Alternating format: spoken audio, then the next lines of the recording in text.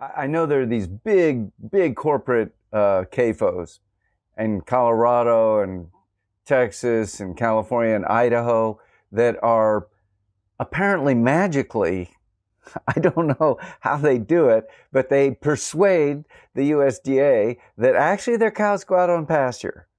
And yet there's no pasture to be seen. But let's just say that they have continuously persuaded the USDA that they are meeting the standards.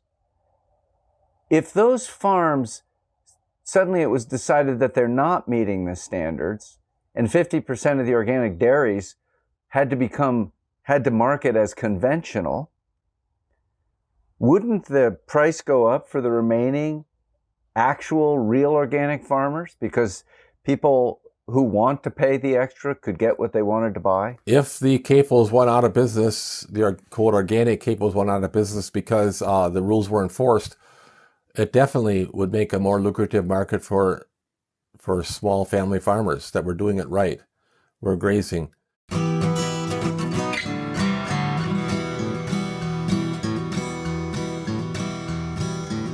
Welcome to the Real Organic Podcast. I'm Linley Dixon, co-director of the Real Organic Project. We're a grassroots, farmer-led movement with an add-on organic food label distinguishing soil-grown crops and pasture-raised livestock under the organic seal.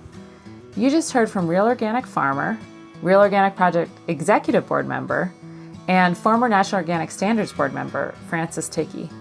I've had the pleasure of visiting and certifying Radiance Dairy, the green rolling hills covered in diverse pastures that make up Radiance Dairy is a model for rotational grazing practices.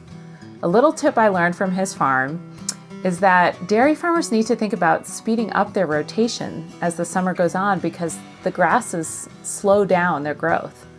There is so much to real organic farming that the wisest farmers never stop observing and learning. This summer, our team of certifiers has been busy visiting farms all over the country for Real Organic certification.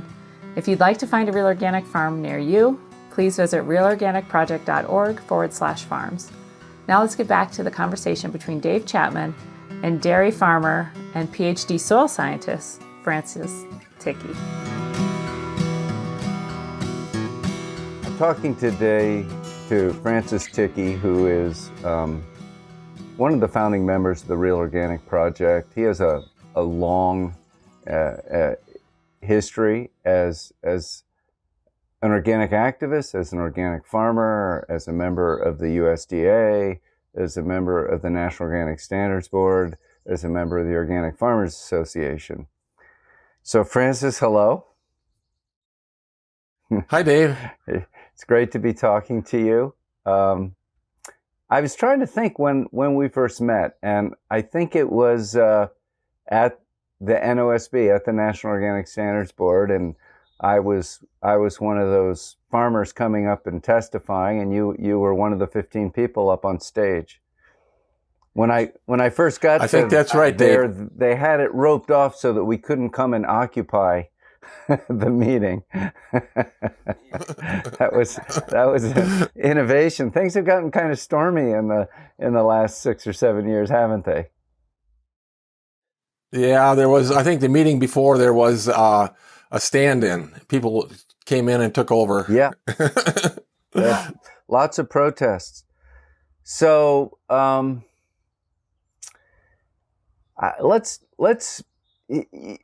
start with talking about the National Organic Standards Board. I really want to talk about your farm too, because Radiance Dairy is for me one of the iconic organic farms in America. But let's talk about where we met, which was the Nosb, National Organic Standards Board. And it was actually, I was there to talk about hydroponics. I didn't even know about the confinement livestock operations yet. I got to learn about that later.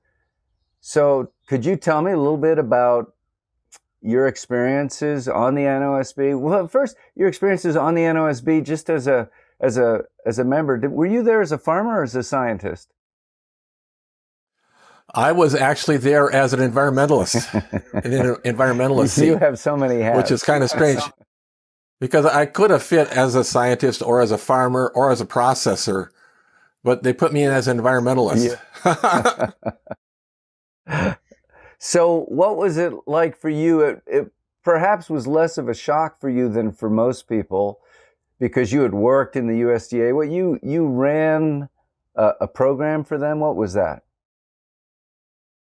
Well, I worked at USDA from 1988 to 1992, and the agency I worked for was the USDA Extension Service, and I served as a national program leader for soil science for USDA Extension Service.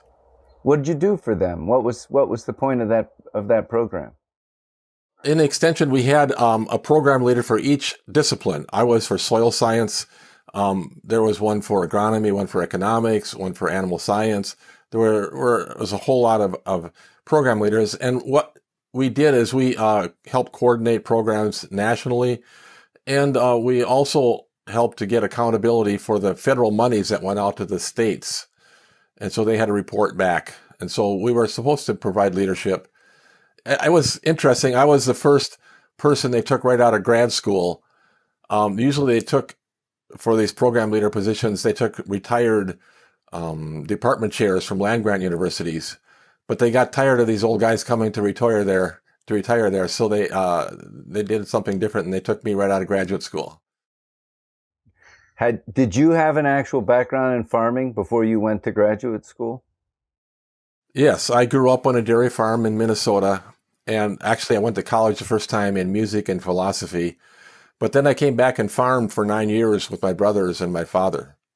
So I had been a farmer before I went back to graduate school. And I think that was something that they appreciated at USDA because they would send me on, for example, when there was a huge flood in the south of the country, they sent me on the mission to evaluate the flood and so on. So they like to have somebody with a farm background. I think that was one reason why they put me in that position. Yeah, I farmed in Minnesota and after college, and during that time, actually, my brothers and I started to farm organically, starting in 1975. Of course, that was way back before organic was well known, and it was even before there were organic markets. And so we had a dairy farm, but we didn't sell our milk as organic. We just followed the standards as best we knew. We weren't really even certified. Certifications were just coming into place. But we definitely were farming according to the philosophies of organic farming. And how did you get there? Was this a departure from your parents' philosophy? It was a departure. My father wasn't very happy. Actually, the way it happened is that our farm was in the blufflands above the Mississippi River, so it's very hilly, and we strip cropped everything. And so we had all the way down the hill strips of corn and hay and oats and so on, alternating. And on one area, we had 3 short fields of corn, then hay, then corn, then hay, then corn. And I was in charge of spraying the herbicides, and so I just skipped one and didn't tell anybody. And ironically, it turned out that year, and in part because it had been in hay before, the weed pressure was very low. There was really virtually no weeds in that field. And so I told my brothers, look, I didn't spray this one. And we got by without any weeds. And so I was interested in organic anyway. You know, I was kind of a rebel, having been part of as an anti-war activist in college, and kind of always looking for something different from the status quo. And so that's probably why I was interested in shunning the chemicals. I didn't think that it was a good idea to grow food with chemicals. So anyway, my brothers got on board, and we started, next year we did the whole farm organically. Now, my father wasn't very happy about that. He was embarrassed, but after many years, he kind of got into it and got kind of proud of it, as a matter of fact. Yeah, that's wonderful. What was the inspiration? Were you reading books? How did you get to the word organic? How did you think this was a good way to farm? Did you feel part of a movement? Well, there really wasn't a movement yet when I started. And but basically, I had been getting Rodale's Organic Farming and Gardening magazine, which morphed into the New Farm magazine, which was all about organic farming, plus Acres USA magazine. So through those magazines, I studied a lot of case studies of farmers farming organically and what they did and how they did it and what their problems were and how they solved them and so on. So I learned really through a couple of magazines. Yeah, I remember when I was probably in the 60s. I had my best friend would go over. I ate there all the time. I was a mooch, and they had really great vegetable garden. It was all organic, and they read Rodale's, Organic Farming and Gardening magazine, and that was the source at that point. Right. Were you reading? Did you know who Albert Howard was? I guess probably you would because of. Yeah, I had Albert Howard's books, and so I did read his things also. Yes, and Yeah. a little bit. I never did get a hold of Lady Eve Belfar's book, but I heard a lot about it. So whatever I could get my hands on, I read and tried to apply. So you came out of you said you were an anti-war activist during the Vietnam War. There was a time of tremendous ferment, tremendous dissatisfaction and change and excitement. It was exciting, and there were a lot of bad things happening. People were getting killed. National leaders, Right. two Kennedys, Dr. King, were getting killed. And real change. And the organic movement, I that's where I came in, and it was something seen as a true alternative to this corporate industrial agriculture that was flourishing in America. Was that your experience? Yes, and not only was I an anti-war activist, but I had been from a very strict religious upbringing, and I rebelled against that. And once, it's like dominoes falling, once you start to rebel against something, and then you see that a lot of things are really not the way they should be. And so it was just natural to question the way agriculture was being done for me. Yeah, because you were part of it. So as you started to farm in this way, at some point, and this was just so people understand, this was all dairy farming? Yes, it was a dairy farm, but we also grew our own crops for our cattle. So it was a combination dairy farm with crops. And I should point out that I think that a dairy farm is probably one of the easiest kinds of farms to convert to organic, because you have a more complex system. You have animals on the landscape. You have a need for hay, forages, and you have the manure. So you have rotations built into your system already. And you have fertility from the animals built into the system. So it really doesn't take a lot to turn a dairy farm into an organic farm. If it's a traditional farm. If it's a CAFO, well, of course now with the organic rules being lax, I guess you can turn a CAFO into organic also. So for people who don't know, could you define CAFO? Yeah, CAFO stands for Concentrated Animal Feeding Operation. And EPA defines it as over 1,000 animal units. They have a certain size definition, but basically the common usage for the term CAFO is animals in confinement, all sizes of confinement. Yeah. And so again, for people who don't necessarily understand how farming works, right? Most people now live in urban areas, and they get their food from a store. So for an animal to be in confinement basically means it's in a fairly confined area, and all the food is grown perhaps very far away, perhaps 2 states away, 3 states away, maybe even a country or 2 away, and brought to them, and they're just standing around and they feed them. Is that It's fair? ironic that industrial agriculture today, in dairy, we confine the animals and we have to bring the feed to them.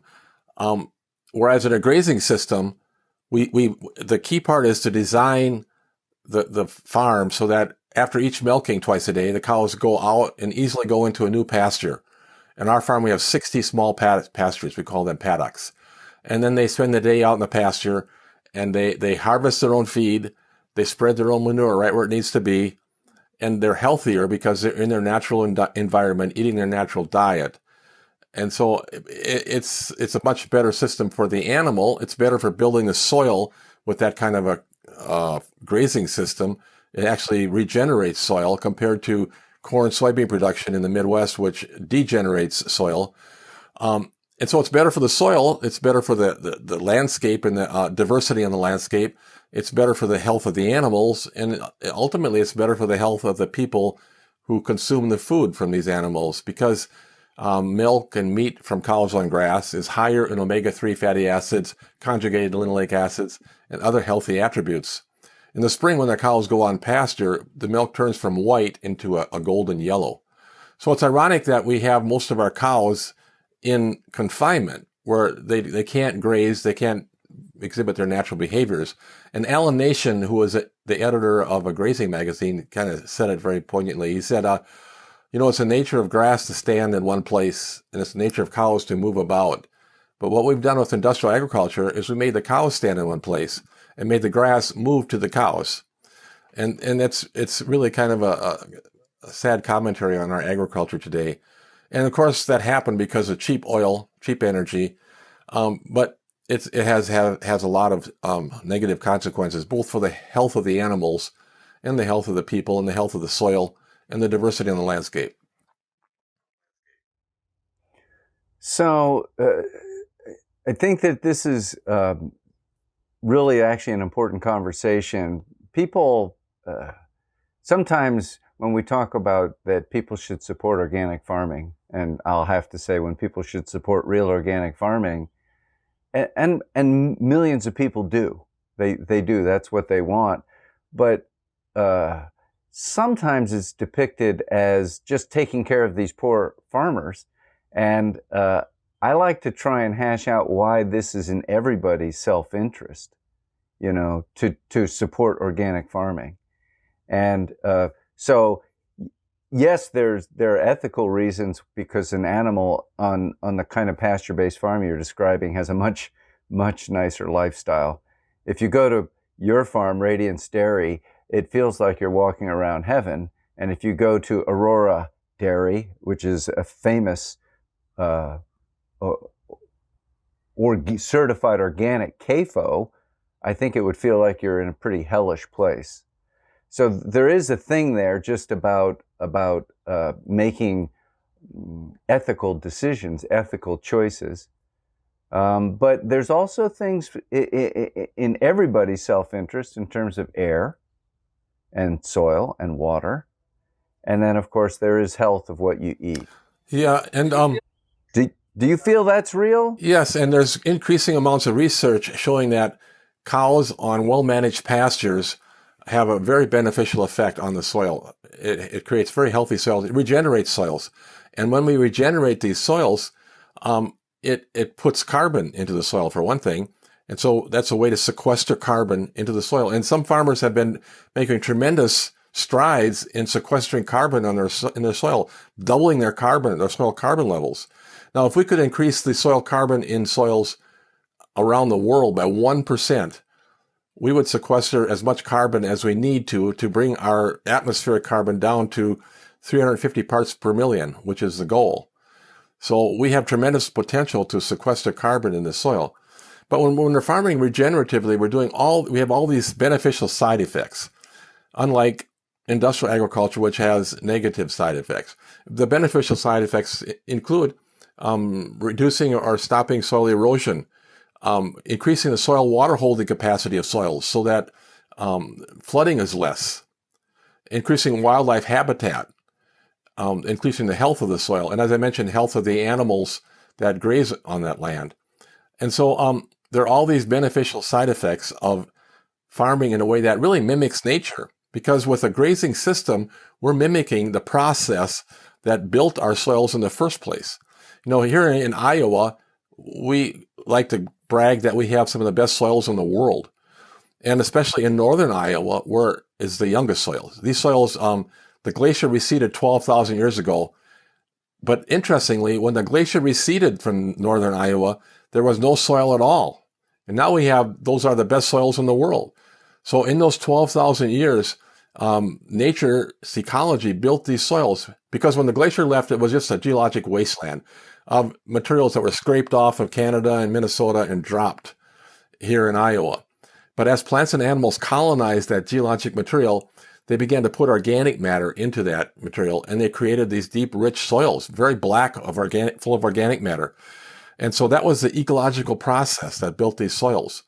Now, since we've been farming in Iowa and actually around the world, we've been deficit spending this ecological capital that nature endowed us with. Year by year, here in Iowa, we've lost about half our topsoil to erosion, and we've lost about 60% of our organic carbon to oxidation. So we've been deficit spending our ecological capital by our industrial farming systems. Now, if we can turn that around and begin to mimic nature, how nature generated our soils in the first place, we can begin to regenerate our soils. And that's very exciting that this kind of farming can do that. And I would like to extend that also to crop production in organic farming. You know, the organic standards have very high standards for soil fertility and soil building, that we need to use crop rotations and cover crops and so on. And the standards say that we need to maintain or build our soil carbon. Now, unfortunately, these standards are not enforced fully. And so that's part of what the Real Organic Project is about, is not only eliminating hydroponics, but actually when crops are growing in the soil, that we do it right. We do it in an ecologically sound way. And that's the organic way. And Real Organic Project is fostering that system. So only farmers who are really farming in an ecologically sound way, in a regenerative way, will qualify for the Real Organic Project. And so consumers want to see that, and farmers who are farming that way want to have their products go to consumers who appreciate that. So, yes, I of course agree with what you just said, and I think that millions of people are being misled right now, unfortunately, very unfortunately, by the USDA organic seal. And what, you've worked very hard to try and fix that. And I want to talk about that. But first, I have one last question on the last thread, which is what you're talking about seems like, a pasture-based agriculture. Let's put aside the word organic. It just seems to make sense. You go, well, there's so much natural wisdom in growing the grass and having the animals go out and eat it, and it's healthier for the animals, and it's healthier for the people that eat the animal products. So how come 99% plus of American meat, milk, and eggs come from CAFOs? It's a very interesting question. Why, if grass-based dairy farming is successful, why are there so many CAFOs? Now, for example, in Wisconsin, at least a few years ago, about 25% of the dairy farms across the board, conventional and organic, were grazing dairy farms. And they can be very efficient because they're low input. If you get the system working, regenerating, you don't need to buy all these inputs. So why are they going out of business? Well, it's really, a lot of it has to do with the markets. Because when the price of milk goes through a cycle up and down, when it goes down through the low prices, which happens all the time in agriculture, prices go up and prices go down. Now, if that low point stays low for a long time, it begins to deplete the capital of the farm. And a small family farm only has so much capital, and they're out of business. Now, a CAFO usually has outside investors, and they can probably weather that low point longer. And so if they can weather that low price cycle and drive out the small farmers in the process, then when the prices go back up again, they are in, and they can reap the higher prices, and maybe for a longer period of time, because they've driven out some of the other farmers. And so I think a lot of it has to do with marketing. Some farmers, dairy farmers, have lost their markets. It used to be when I was a kid, there were a lot of different companies that wanted to buy your milk.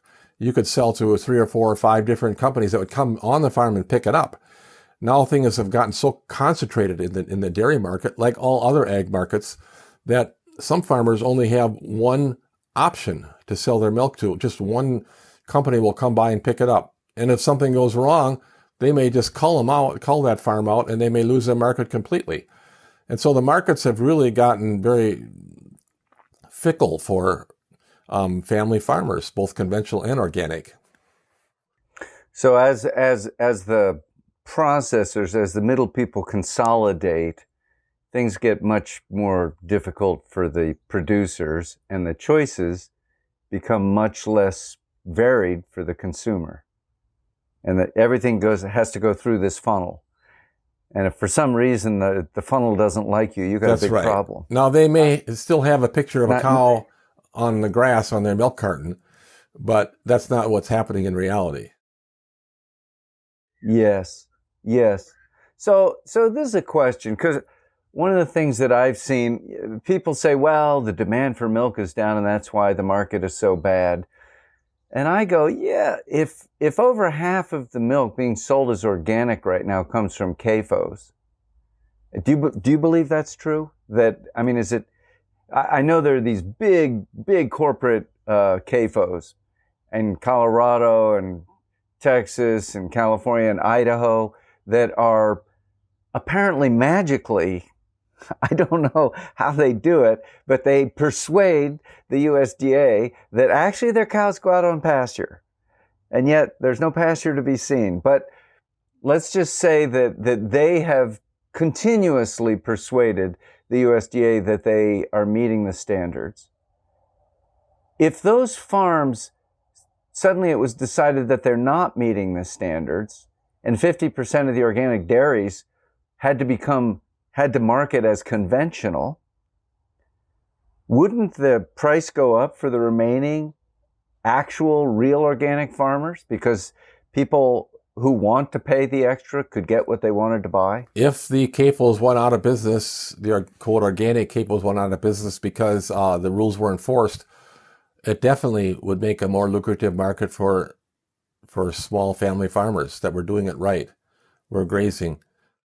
We might even see the number of small farmers who are grazing increase, and the actual acreage of organic farming increase as a result. Because right, the market definitely would be it should there. grow the organic market for small farmers.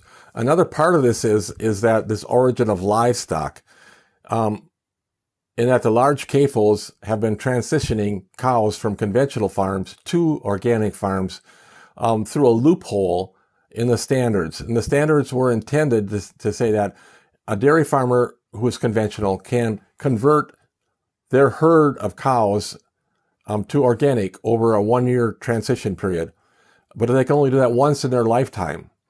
Well, through some kind of obscure loophole, these big confinement operations have been converting single cows or groups of cows over and over and over. So they can grow their CAFOs. They can start a CAFO overnight by buying conventional cows, and then in 1 year they convert them to organic. And it's really convenient for them because they will buy them when they are 1 year from having their first calf and producing their first milk. So it's really a bad situation. And I think that's one of the reasons, the biggest reason why we have so many CAFOs now, is that they've converted so many of these conventional cows to organic through this loophole. And we need to get that loophole closed. We've been working at it for years. There's always some promise that it might be closed soon, and we're hearing that again. But I would be surprised if we would see that closed during this administration. Yeah. Well, it seems like every time that we do close a loophole, another one pops up. It's like whack-a-mole. Do you think? So one of the premises of the Real Organic Project is that if we are able to identify the food where the picture of the cow in pasture on the cover of the milk carton is an honest picture, and so that consumers have an honest choice that they can make, that consumers will respond and support the kind of farming that organic was always intended to be. Do you think that is a real promise? Do you think that is? I think it will happen. I think that's really a real promise that the Real Organic Project can alert consumers to dairy products that are produced from grass-based farms, produced according to the Real Organic standards. And so I think that we can accomplish that. And I think that'll be very good if we can. And things can happen very quickly, I think. I'm reminded of the RBST, the bovine growth hormone, years ago that was introduced by Monsanto, and it helped cows produce more milk, a hormone. And it was being used all across the conventional world. And then some consumer groups put pressure on and said, we don't want milk from cows that are being given this hormone. And they went to the grocery store manufacturers associations and they said, we don't want it. So the grocery stores went to the processors and said, we don't want this kind of milk. So the processors told the farmers, you can't use this BST anymore. And so just like that, and it was very quiet. There wasn't any big news report about it. It happened very quietly. And now virtually, as far as I know, all the conventional milk is produced without the use of this BST. And so it can happen very quickly. And I think it would catch fire if we start producing dairy products that have the Real Organic Project label on it, and they are real organic, and we start to get some of the companies, like a co-op, that buy milk from farmers to get on board and require all their farmers to really graze, it could snowball pretty fast. And consumers could become aware of it, and they could look for it. And so that could change things. I'm always optimistic. Yes. Well, we need some optimism to keep going forward. I'm hopeful about this one. So I want to talk about Radiance Dairy, but before we do, I'd like to go back to the Nosb. So in the conversation about hydroponics, you were actually a very strong voice in support of soil growing of vegetables as organic, which sounds so redundant, but it's actually a serious national debate now. And in fact, until we started making a ruckus, it was already accepted by the USDA. So the conversation is about whether or not fruits and berries and vegetables need to be grown in the soil to be called organic.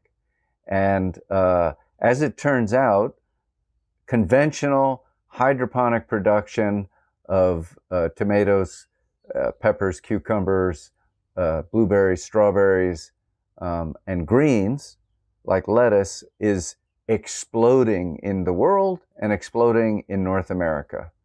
And we're importing from all over the world hydroponically grown food. And in the last 6 or 8 years, there's been an explosion of that same food, or food that is grown without soil, now being certified as organic. And only in America can it be certified as organic. Not in Canada, not in Mexico, not in the EU. So you were very engaged with that conversation, and you actually were chair of the crop subcommittee that led to the proposal that was debated and defeated in Jacksonville, Florida in 2017. Could you talk a little bit about that process? Did you go through a transition, or were you always like, this is obvious? Well, it was interesting when the Nosb had their latest round of discussions on hydroponics while I was on there, like in about 2016 or so. I know that had been discussed before by earlier Nosb members, like in 2010 and so on. But I actually had not been aware of that. I had been farming. I was not aware of that discussion. I really hadn't considered hydroponics at all. And when it was brought up, I thought, well, gee, I better think about this. I don't know what to think.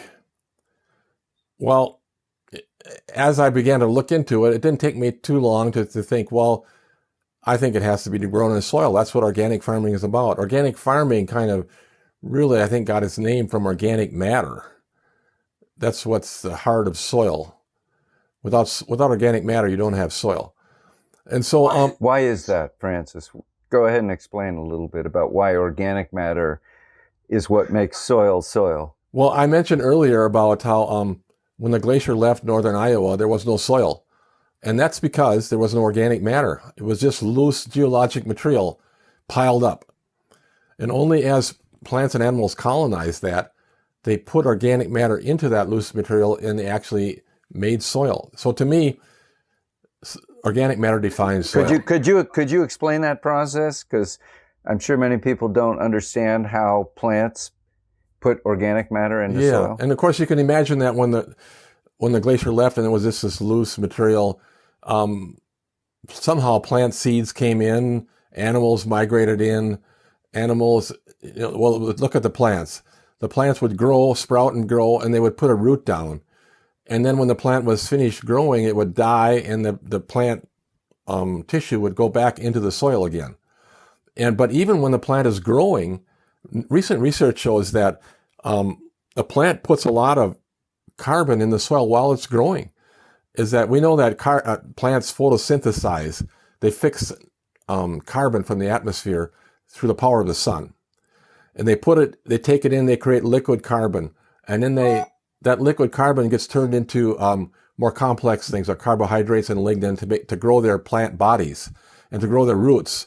But interestingly, plants will voluntarily exude out about 30% of that carbon that they fix from the sun. They took all that energy and they give it free to the soil. They spit it out into the soil through their roots. And the reason they do that is that it feeds the bacteria. The bacteria congregate around the roots now because they have this food source. And so these bacteria do all these other activities. They dissolve rock particles.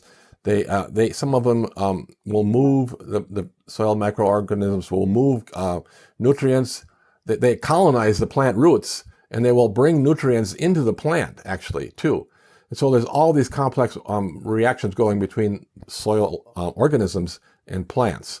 And so once that starts going, then organic matter starts to grow and it starts to build up in the soil. And now we get more plants. And now, for example, the prairie system developed in the Midwest. And the prairie plants are very tall and very deep-rooted. And then the bison would come through and graze off that tall plant. And now the plant was short and it didn't need all that root mass.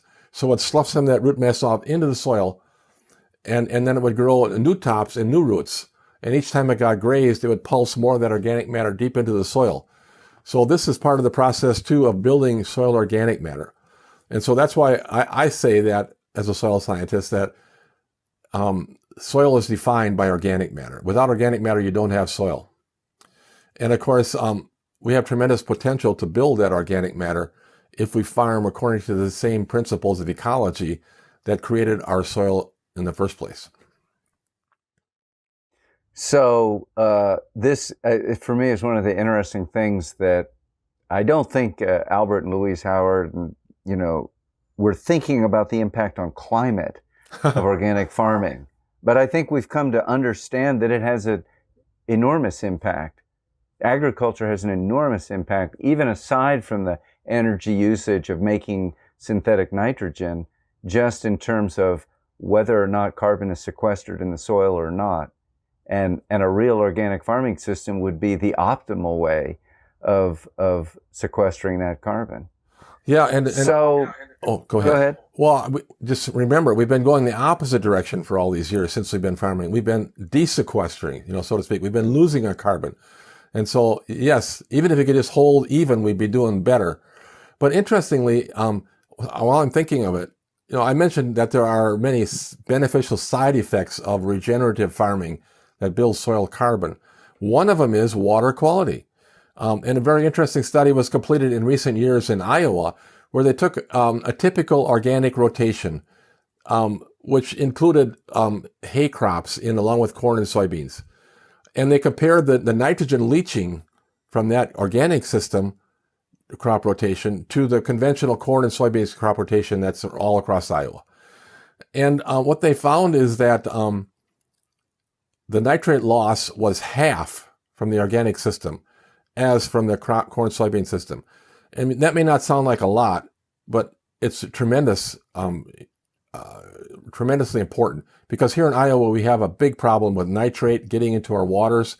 And the city of Des Moines has the world's largest nitrate removal equipment to take the nitrate out of the water to make the drinking water for the city of Des Moines. So it's a huge problem. And so the state of Iowa has a goal of reducing our nitrate loss leaching by 42% from agriculture. And just this research shows that just from switching to an organic rotation, we reduced our nitrate loss by 50%. The goal is 42%. And so we can actually fix our nitrate problem, which we've made no progress on in recent years. Anyway, so we have all these beneficial side effects that can come from farming correctly with a regenerative organic farming system. So one of the things that I'm always struck by in a discussion of economics, and people say, well, organic food is expensive. And I always think that, well, conventional food is inexpensive because they're not paying for any of the costs. They're not paying for the healthcare. They're not paying for it's a genuine impact on the health of the citizens to have that high nitrogen level in the water.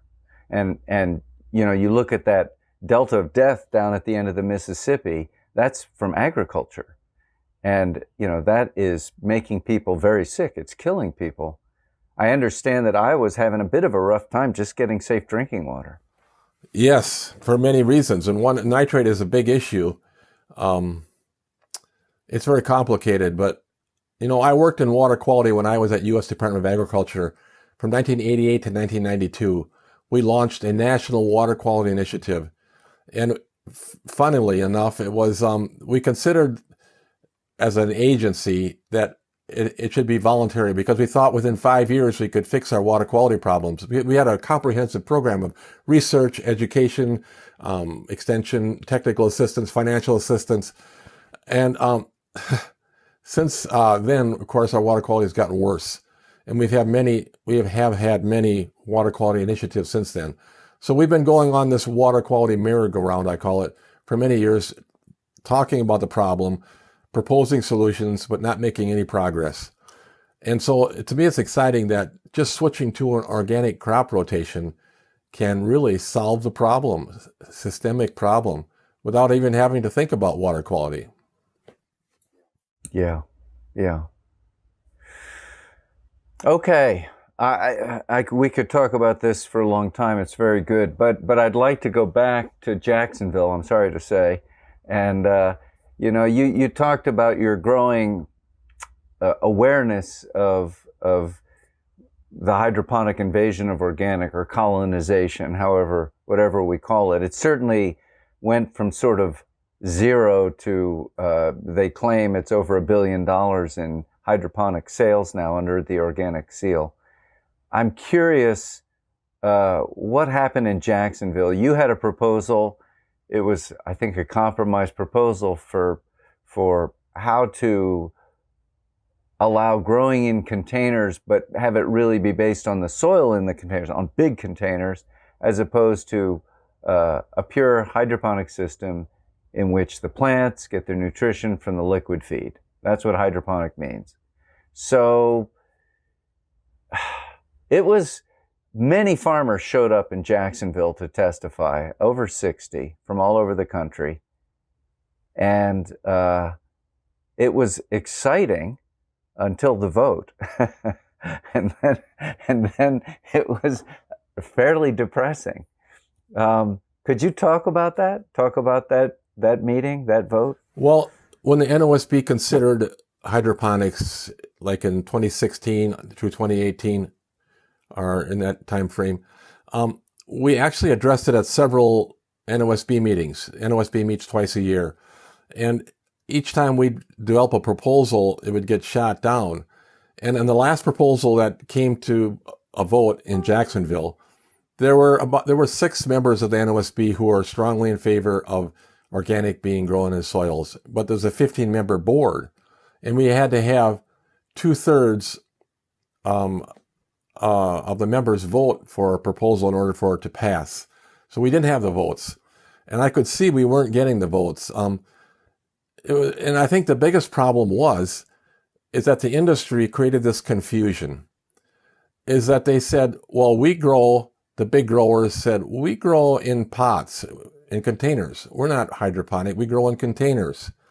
Never mind that all the nutrition comes from water, through water delivery. They didn't say that, but they kept saying, we're not growing in pure water. And somehow most of the NOSB members got snookered into that argument that the NOSB members were saying, we are opposed to to hydroponics. The industry said, we are opposed to hydroponics, but we're okay with container growing.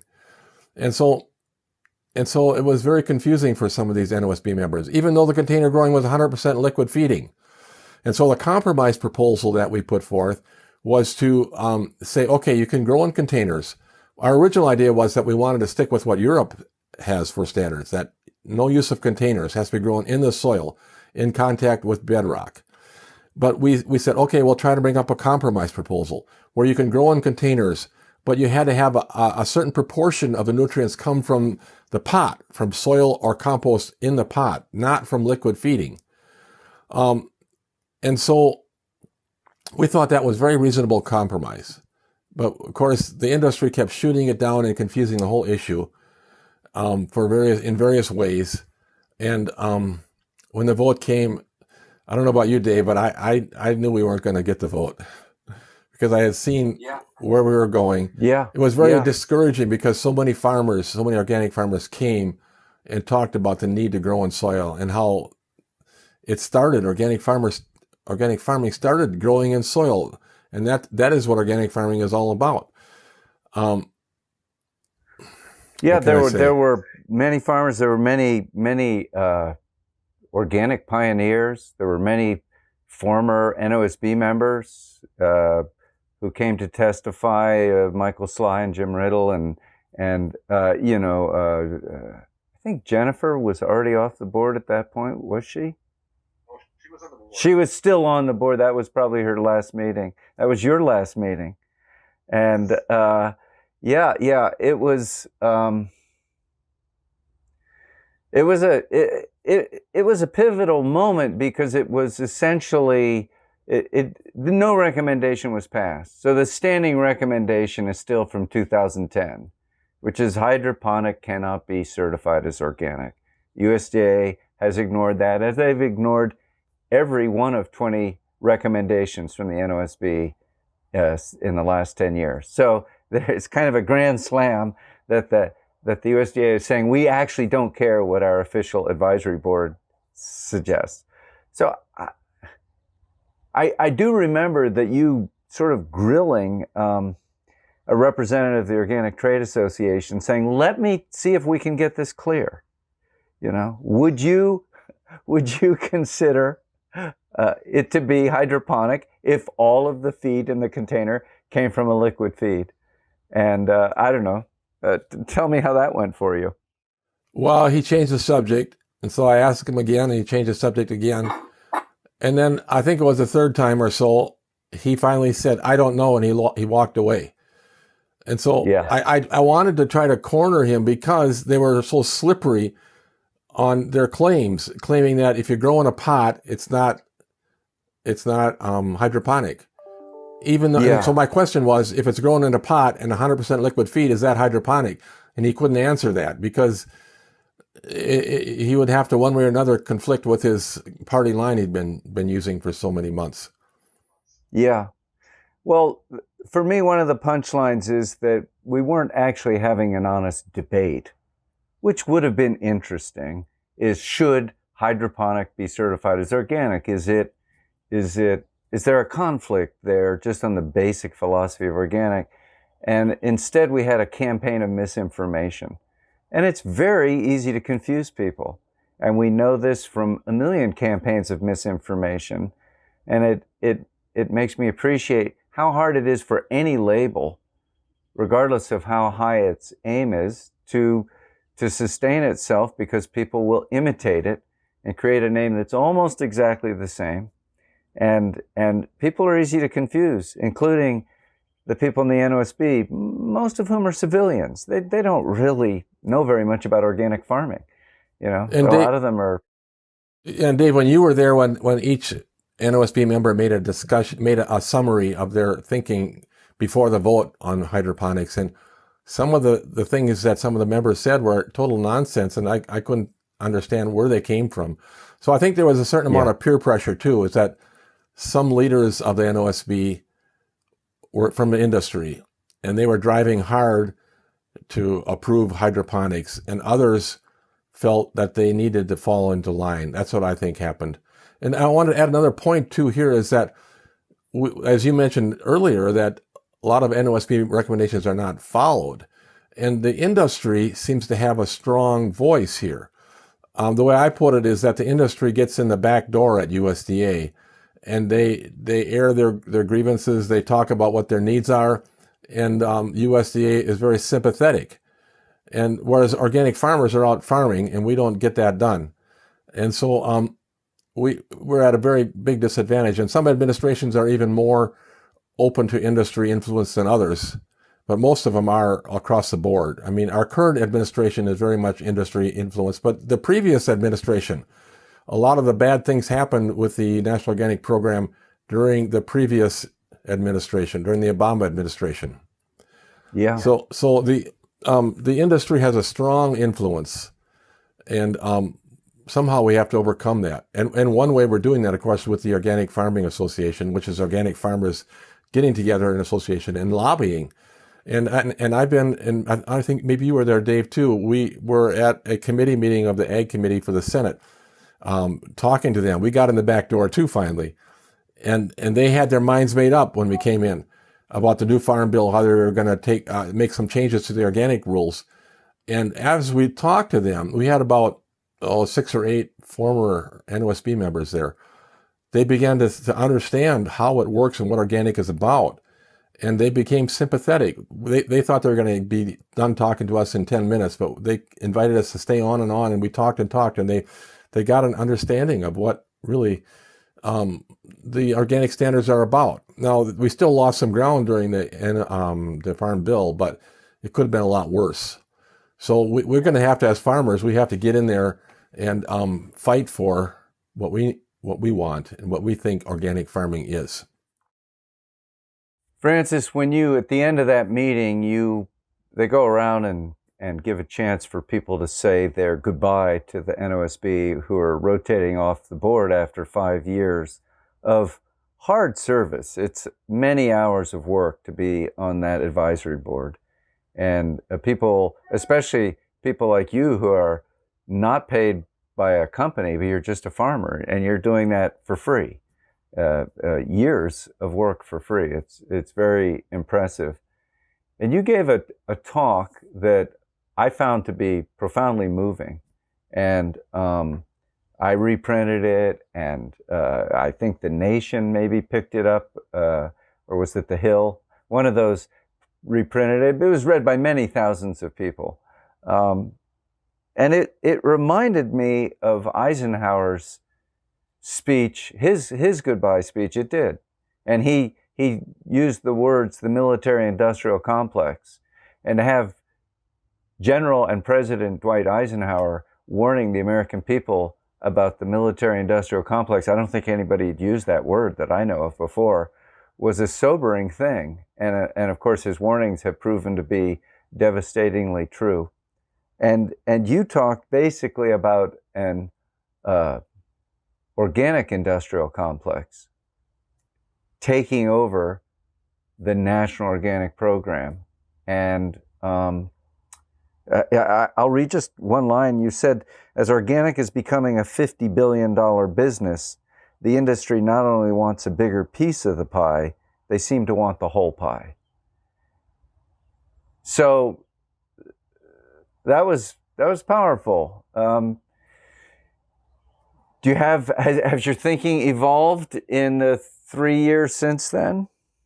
Well, I remember that last day after that vote on hydroponics. That morning, I woke up like at 4 o'clock, and I thought,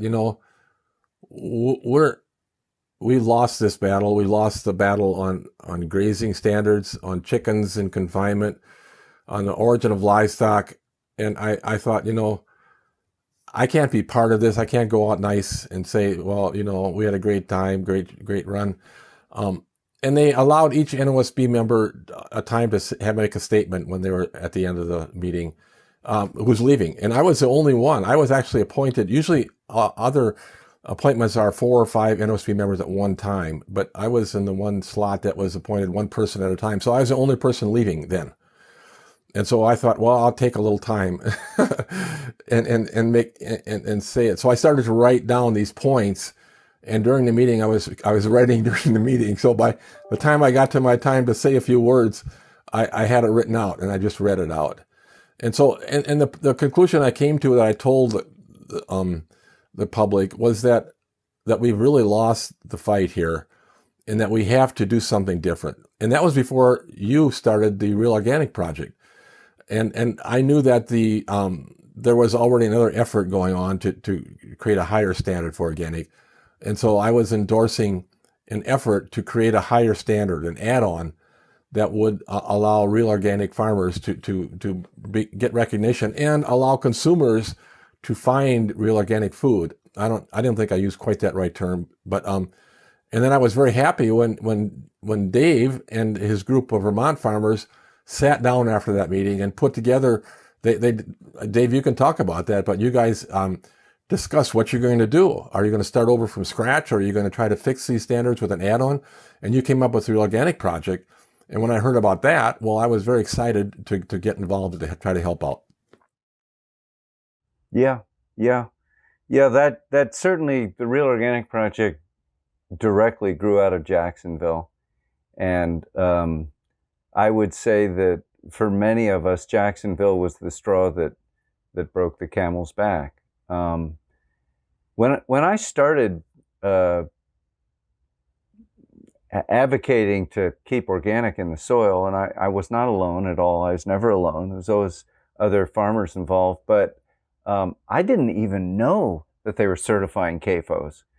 In Vermont, organic certification is good. There are no CAFOs, there are no hydros. And so we really didn't know. We don't go to all these. I hadn't been to an Nosb meeting ever before the Stowe meeting in Vermont. And I was stunned when I saw all the people there. I'm like, who are these people and what are they doing? So I think, like most farmers, I was busy farming, and it's a very demanding job. I raised 2 kids at the same time. I was busy, and our challenge is that farmers, by and large, aren't connected to these issues. They're busy growing food. And unfortunately, there are people who are very connected to these issues who just love it because they just want to be in the picture and say, we're with them. And I think at Stowe, when the farmers came for the first time and protested outside the meeting, at lunch, it was a very friendly protest, I would say. Pizza was served, and there was cider, and everybody was having a good time.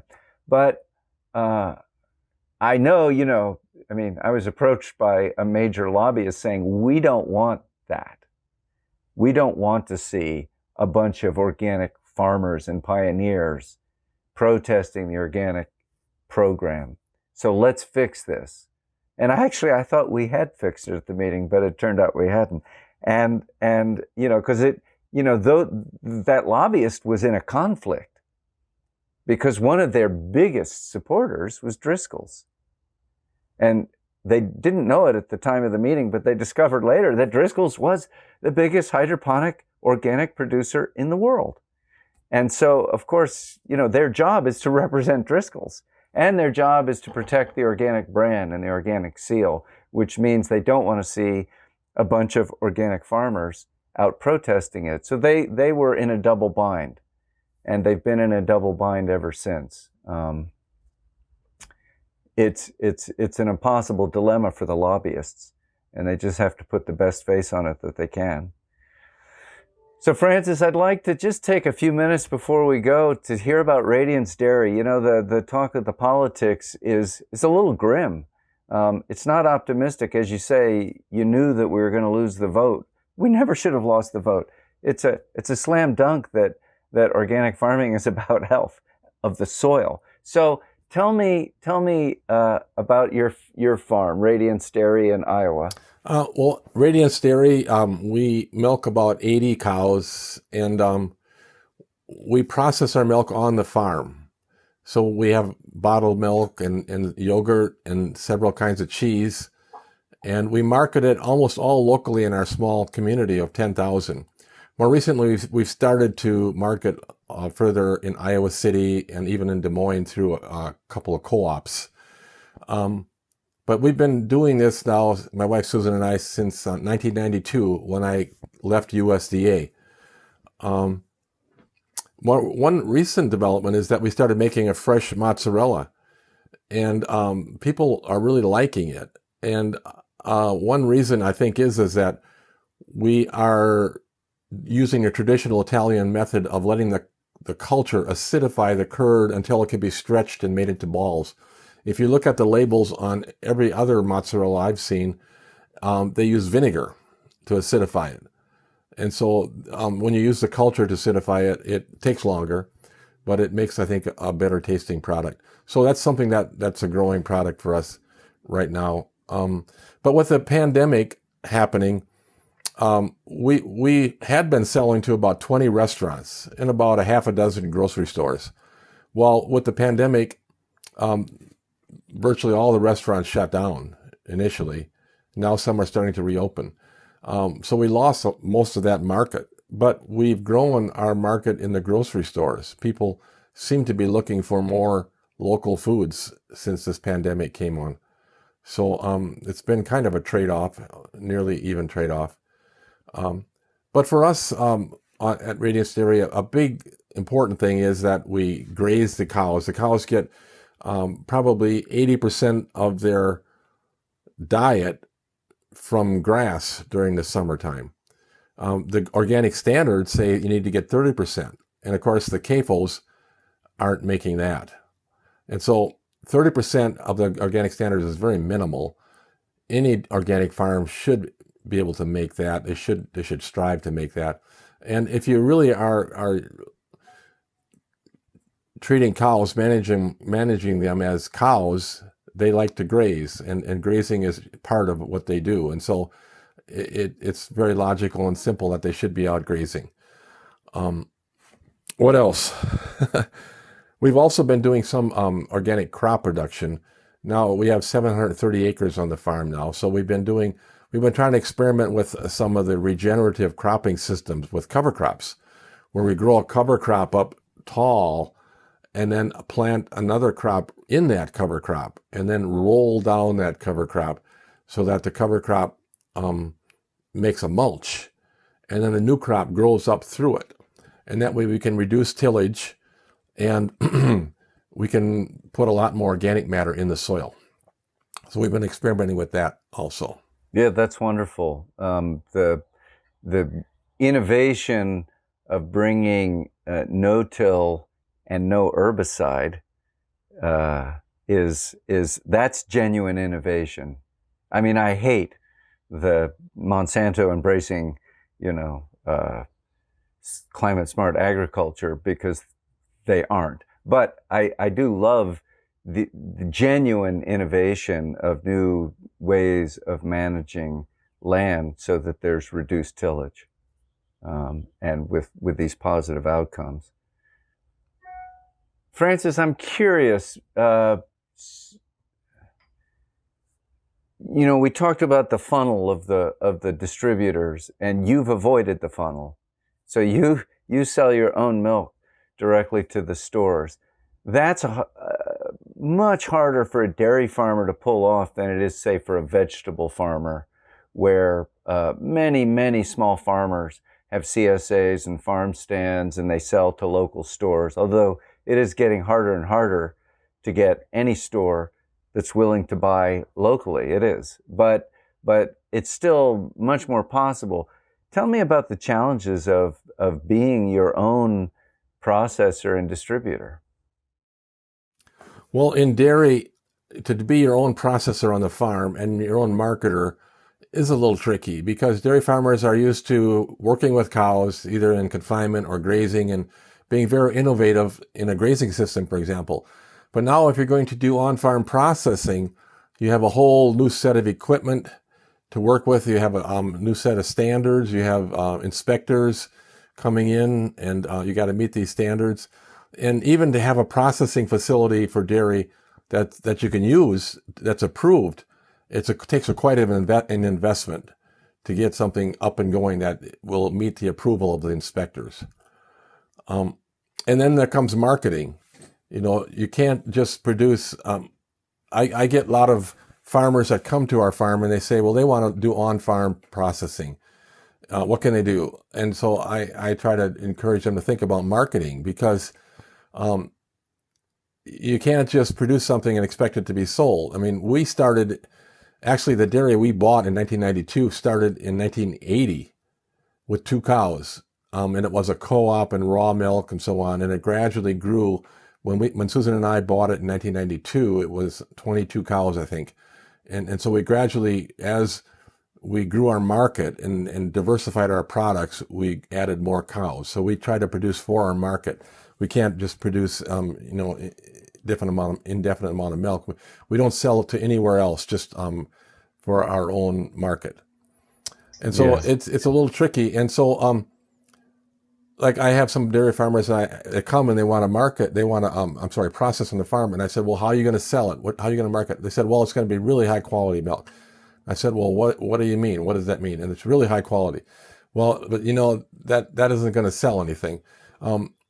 If we look at our process, I would say we have several different value added features. One is that we're organic. One is that we have a high grass base to our cow's diet.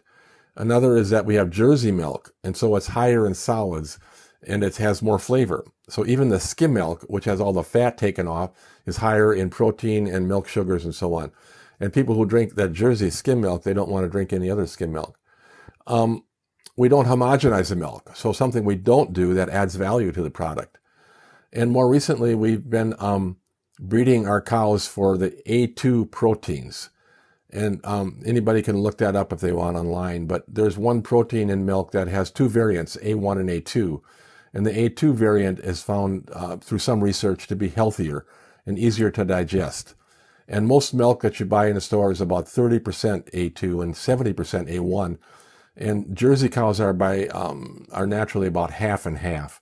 And we've been breeding exclusively to A2 proven bulls. So we're gradually bringing our A2 proteins up. And so we think in a few years we'll be 100% A2 milk. So all these are different value added features that make our product have a higher value. And I'm reminded there's another dairy farm in Iowa that produces milk on the farm. They came and visited our farm when they started. They process milk on the farm, and they advertise that they don't add any hormones, no added hormones, which is a total crock, because nobody adds hormones to milk, and nobody even uses hormones anymore for cows. And so that's their one thing. But like with hydroponics, they snookered a lot of people. And a lot of people think, oh, I'm buying milk with no added hormones. Yeah. And they're buying conventional milk with cows that are in confinement eating GMO feeds. Yeah. And so I guess some people can get away with the snookering of the public yet. Yeah. Well, quite a few people can get away with it. It's hard for people to be informed. There's so much to know in the world. And, that's what this symposium is trying to do, is help make it easier for people to learn more. 'Cause it's a lot.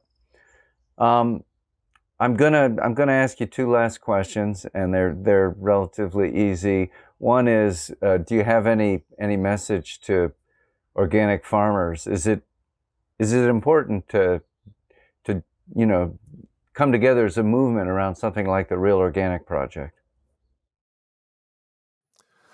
I think that organic farmers should look at the Real Organic Project and see what the value is. The value might not be immediate for them, but down the road, it'll be good for the whole organic movement and organic farmers. And we understand that some organic farmers might take offense by other organic farmers saying, we have this Real Organic seal, we're real organic farmers. Well, we invite all of them, if they are real organic farmers, to become certified by the Real Organic Project, if they are really meeting the standards, because we want to get a critical mass so that consumers can find our real organic products, and then farmers can be proud that they have that seal, and they're not just dumping their their products into the conventional organic market where people don't know what they are. People buy a blueberries or tomatoes in the grocery store that say organic, and they're probably hydroponic, but they don't know. If they buy organic dairy products in the grocery store, it's probably from a cow in a CAFO, unless they have looked into it and have found out that they're buying from actually a grazing dairy farm.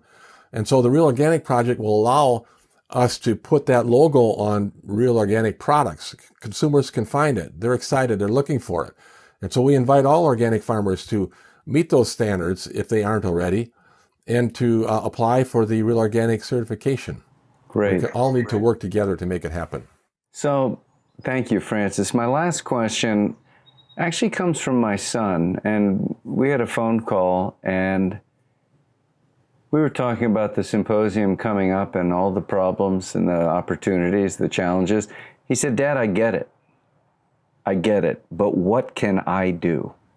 So he lives in New York City, and he goes to the store to get his food. Sometimes he gets to a farmer's market, sometimes he doesn't. He's a busy guy too, So I'm just curious if you say there's a genuine, legitimate question from a 30-year-old man who cares, what can he do? Well, there are things he can do. It's a little early for him to really look for the Real Organic Project logo in the store. But he can go to a grocery store and ask the produce manager, are these tomatoes, are they growing in the soil? The manager probably won't know, but press him or her. Find out. Tell them to find out. And so we need to be putting pressure wherever we can. And if they're buying dairy products, they need to look at where is it. They can actually use cornucopia as a source for now that rates dairy products. You can go to the Cornucopia Institute, and they rate dairy farms from a 1 cow to 5 cows, like 5 stars. And so they can look to see which ones are actually grazing through that rating system. Now, when we get the Real Organic Project seal, that'll be automatic too. But so I think consumers can start to ask about their food, and that will help move the whole system forward. Great. Well, Francis, thank you so much. I'm going to let you go back to work. I reminded Francis we had an appointment this morning. He goes, "I got to do chores." So I'm sorry to interrupt you. But I know that you don't get a lot of downtime, especially this time of year. So thank you for taking this hour to talk.